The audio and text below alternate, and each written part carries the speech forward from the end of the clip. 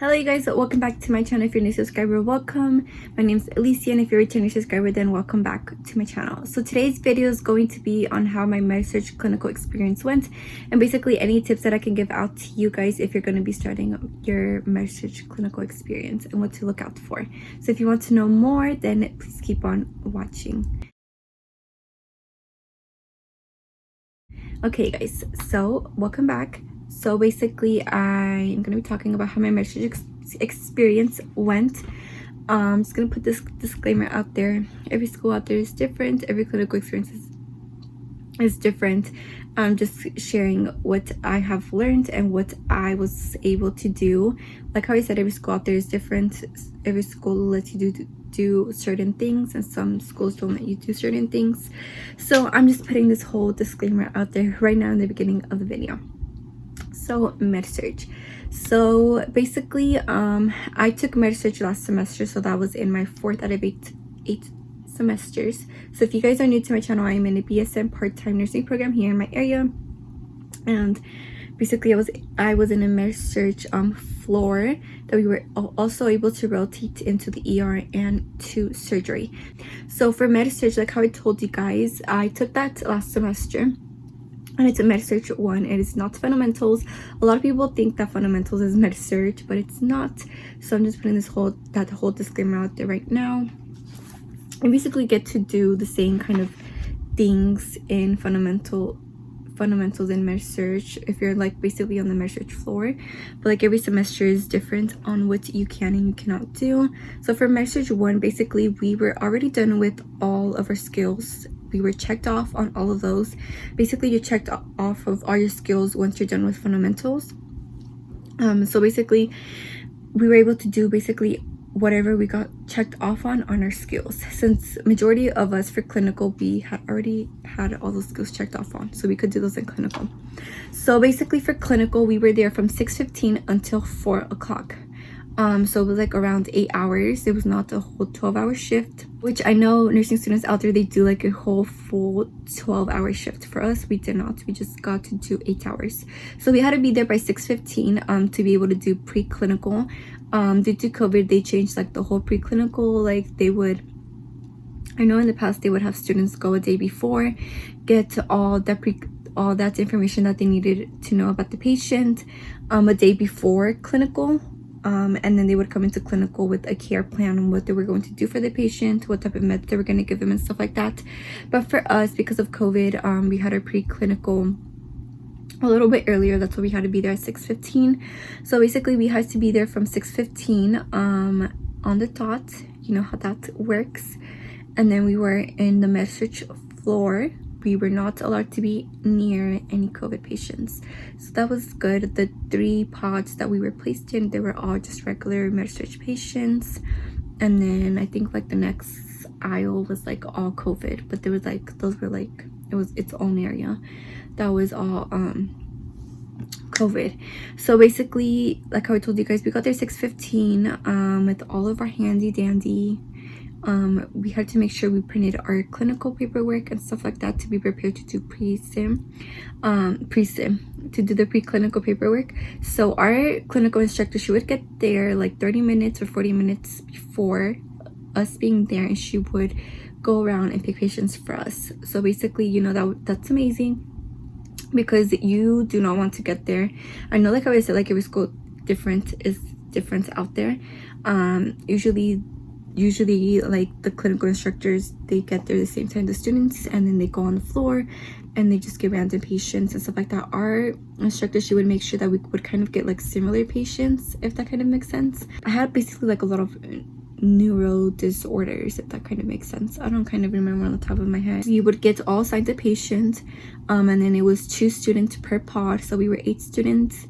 So basically we're 2 students at a pod. We were all like, every week we were switched with different classmates and stuff like that, so we were with them. And basically when we got there, we just stayed away from the nurses, from the night shift nurses. We just tell them like, oh, good morning, how are you doing? Some of them would respond, some of them wouldn't, and then we would just go on the computers that were not where the nurses were. So it was like 4 computers, and then we were like on this side, like on towards the front. And And that's where we would look for the preclinical paperwork. So basically, like, you know, you have a login, you search up your patient, you start looking at their vitals, what medications they're on, what do they come for, what is like their basically like their history from like the day that they were admitted until now. So sometimes I would have patients that were there for like a week. Sometimes I would have patients that were there like the day before, so there really wasn't much, you know, to look for the patient. So that's what I would do. I would just look at their history, their vitals, what medications they're on, if they got to any test, or were the results, and basically what was the plan of care, like what the doctor had ordered for that day or what they were looking out for, and stuff like that. So that's what I would look out for, and we had until 7 to finish our preclinical paperwork. I really tried my best. I feel like the first couple of weeks it was really hard for me to get all of that information done by 7, but I feel like after we started to have 2 patients at the end of the semester, I would really try my best to hurry up and put that information and stuff like that, so I can kind of like, you know, help the nurses and the CNAs on the floor. But basically, once it was 7 o'clock, that's when, you know, day shift and night shift would switch, and then we were just there at 7. We would just hear like the little morning announcements that they would give, that the charge nurse would give to all the med-surg nurses, and basically then that's when they would give reports. So we kind of like knew what nurse we were with, and sometimes like the nurses would get there, they would kind of like not know if they were gonna get students or not that day. So then when we were like, okay, like come with me, some of them were just like, you were just basically next to them. So basically you would be able to hear SBAR, which, you know, it's really good, like, you know, report. And one thing that I would recommend for like if you're gonna be in a med-surg floor and you're gonna be able to hear report, is to do this, is to have one of these, which is basically SBAR, and it basically gives you like, why is your patient here, what room number are they full code, what needs to be done, like are they gonna have an MRI done, or gonna have x-rays, are you waiting for these certain labs and stuff like that. What is their history, so like, do they have diabetes, are they a smoker, do they have heart issues, their IV, what kind of IV do they have, 20 or 22 gauge, is it left or right, basically what is the site, is it antecubital, is it in their hand and the wrist, do they have like a central line and stuff like that, what fluids are running, is it like normal saline,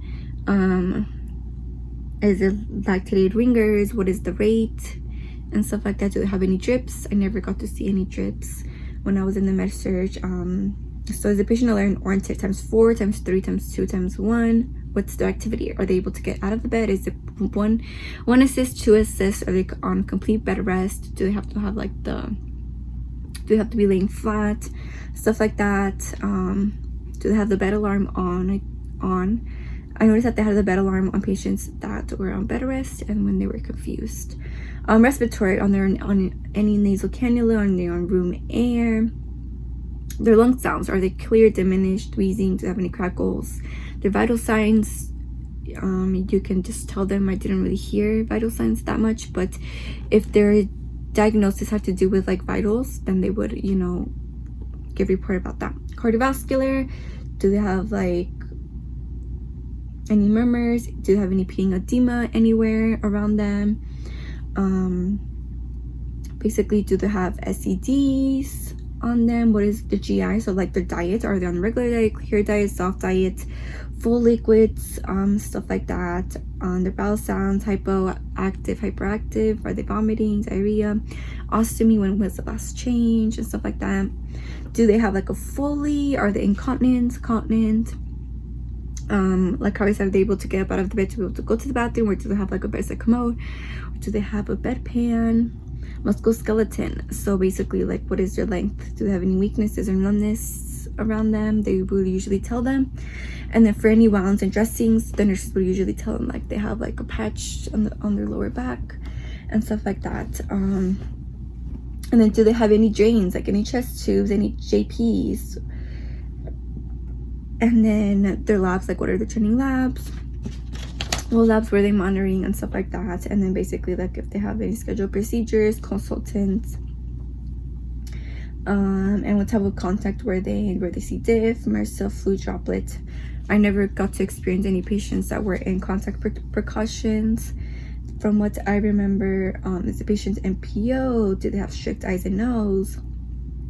And stuff like that. So basically that's what you would hear in report. And you kind of like know what they're going to kind of like say and stuff for the nurses. And sometimes you'll be like, oh, okay. So basically, like how we were just only given one patient in the beginning of the semester, and that's a patient that we had to assess, patient that we would be able to give meds to if we were scheduled to give meds that day. And basically that's where we did our head-to-toe assessment on that patient. So basically after they gave report, the nurses usually would go back into the computer. They would start getting ready. That's when I would disinfect like the whole area. I would help the nurses disinfect the whole area, wipe down the computers and everything, and stuff like that. Usually some CNAs would be like, oh, good morning, how are you? And then there's some CNAs that would just be like to just go on and do what they have to do. And then there's also be some CNAs that would be like, can you do vitals? And sometimes just be like, yeah, I'll do vitals. I can go do vitals. And sometimes they'll be like, oh, I'll do half, and you do the other half. And then they'll tell you like, who's your patient today? I feel like towards the end they kind of like told us like, oh, who's your patient today? So like anything that particular with that patient, they would pull you over. The CNA would pull you over so you can go help them out, which was good and stuff like that, because the CNAs have like basically all the 12 patients on that pod, or sometimes they were in 2 pods, so they had like up to like 20 patients, or I could be wrong. But the last day we did get to experience like nurses were in like 2 different pods. So yeah, after that we basically like we would tell the nurse like, oh, I have this patient, so today I'm scheduled to give meds, so I'll be giving the meds at 9 o'clock. Like you have to kind of like tell your nurse like who your patient is, where you're going to be doing. And basically luckily our clinical instructor, she would give us a sheet on what we are and we aren't allowed to do. So basically for our school, basically we can do anything that from our skills that we got checked off on, which is good. The only thing we aren't allowed was to do AccuChecks. We weren't allowed to give blood, and we weren't allowed to give meds, basically without our clinical instructor, which is kind of good.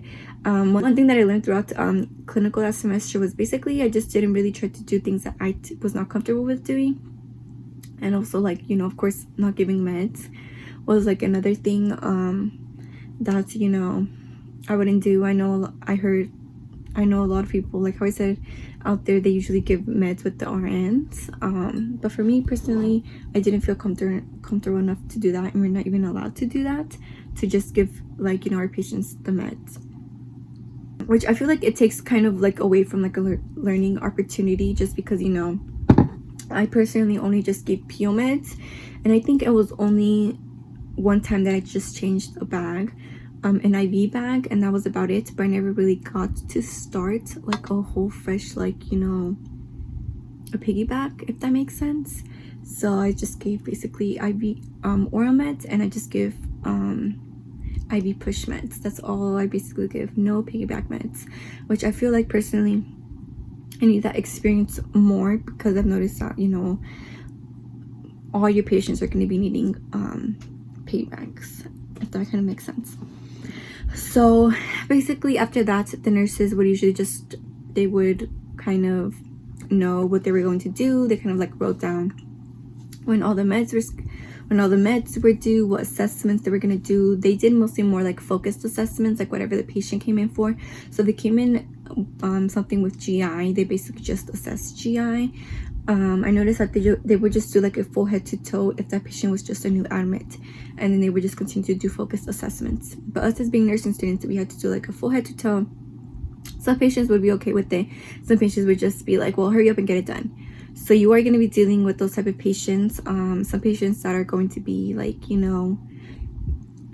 nice about it and let you do things, and some patients are going to not. So that's why I feel like when you get your patient for the day, you go and you ask them like, oh, good morning, how are you? My name is so and so, I'm a nursing student from this school, and I'm going to be taking care of you today. Is it okay if I do a head-to-toe assessment on you? It's kind of like a physical exam. And then they'll be like, okay, yeah, you can do it. And then you tell them like, okay, I'll be back after you're done with your breakfast, And then also I do have to give you your medications. I'll be doing that with my clinical instructor. We're giving you your 9 o'clock meds. And they'll be like, okay. Some patients would just be like, no, I don't want you. I don't want like no nursing students, and don't get offended. Sometimes patients would just ramble on about basically like if they didn't like the night shift nurse, so they would ramble on about it. I think that was like my first patient that I got. Like I got like a really hard patient, or the patient was on bed rest and was a little bit confused. So yes, you're gonna be dealing with those type of patients that are really hard, and the nurses will kind of tell you like, oh, that patient's really hard. Like they would kind of like tell you. Some nurses won't. But basically what I learned in like this whole entire med-surg experience was just to get your hand to have as much hands-on experience as you can. Try to help out the CNAs. Some CNAs would like tell you to help them, some won't, but just like, you know, offer. And also like, don't, like how I told you guys, don't get like offended if like nurses don't really talk to you that much. I had to learn too the hard way. I didn't really like, you know, learn so much, but also, you know, I'm really shy, so I feel like that also intertwined with me, because I didn't really know like what to ask the nurses, and I know they had like so many patients to worry about and stuff like that. I think when we first started med-surg clinical, all the nurses had 4 patients. Increasingly started to go to 5 patients, and increasingly started to go to 6 patients in the last couple of weeks of us being in the med-surg floor. So yeah, that is basically like the little stuff, and you're gonna be seeing like a lot. You're gonna be learning a lot from like having nice patients, having patients that are hard, like trying to not have people take advantage of you, if that kind of makes sense. If you don't feel comfortable doing something, just don't do it. Like, go ask for help. I had to go ask for help from my classmates, go ask the CNA, go ask the nurse. Like basically any little thing. Like if you would give the patient water, you have to ask the nurse, because like you wouldn't know like what was going on with them if they weren't your patient. See like how the nurses like assess the patient, how they're able to talk to them, how they're able to educate the patient. And I feel like I struggle with like educating the patient. That's what I noticed when I was doing clinicals for med-surg, like knowing how to properly educate the patient on like what they want to know. And I feel like some of the nurses were like no, like they knew like what exactly to tell the patient. And I feel like that's what I struggle with the most. And basically just try to help the CNA out as much as you can. For us, we didn't really know what was going on. Like how I was telling you guys with like CNA wise, they have like their whole separate system, I think, different to nurses. So we were only able to see like the nurses have a system. So basically like what the patient came in for, like what they were doing to the patient, versus like the CNA like knowing if they're 1-to-1, or if like you had to change their bed, or if you had to give them a bed bath, stuff like that. Like I really wouldn't know those type of stuff. So like that's why it's really helpful to go and ask your CNA, go help them out. I would never mind you know, helping out the CNA, because I hear nursing students not wanting to help out the CNAs, that there's just like, oh, that's just a CNA job, like they can do it. So like I don't want to do that. And then we'll just be like, I'm an RN, like I don't have to do that.